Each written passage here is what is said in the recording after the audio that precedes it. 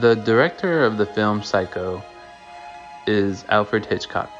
The scene sequence I chose is the famous shower scene that is quite disturbing, I might say. The film Psycho was released in 1960 and it is a classic. According to FilmReference.com, Alfred Hitchcock was a master of suspense achieved through mise-en-scène. Psycho holds an involuntary hypnotic grip on viewers because it touched on a primal fear of unknown terror and seemingly unstoppable madness.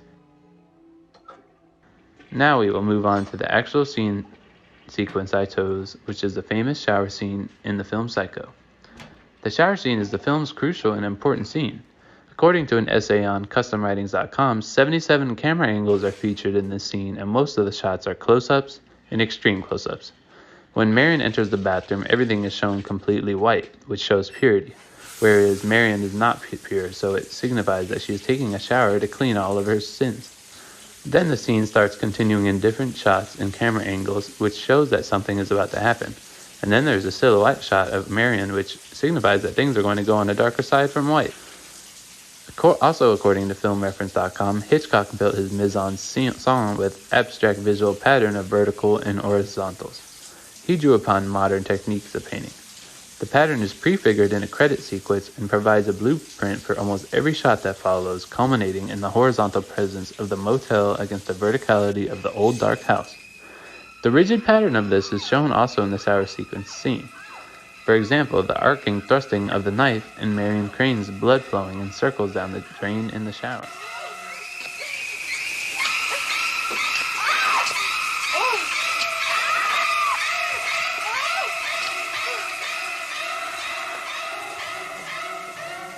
The use of close shots is to make the scene feel longer and more subjective. There are some medium shots, which are shot before and after the murder. The reason they are not shot between the murder is to show violence and to make the audience feel as they're seeing a murder in reality, and while the murder is happening, the audience can feel the helplessness of Marion, and that she is in danger and needs help, but there's not one to help her. So the audience feels like they're going into the scene and to helping her out. Hitchcock is famous for using these kinds of shots to make the audience go crazy and feel the reality, and here comes the suspension of belief, which makes the scene more interesting for the audience. The murder ends with a medium shot where blood is pouring into the drain of the tub, which shows the end of Marion's life. The lighting of the scene is shot in a high-key light that is showing the contrast between Marion's extreme vulnerability to Norman's strong attack with him in complete darkness. The idea of him being engulfed in darkness is used to heighten the fear and mystery of the scene and gives misdirection to the outcome of the plot. The use of the high-key lighting in her death is showing the draining of her hopes as well as her life. While adding the camera shots of the drain and her eyes, it gives way to a compelling and powerful scene, drawing the audience into the horror.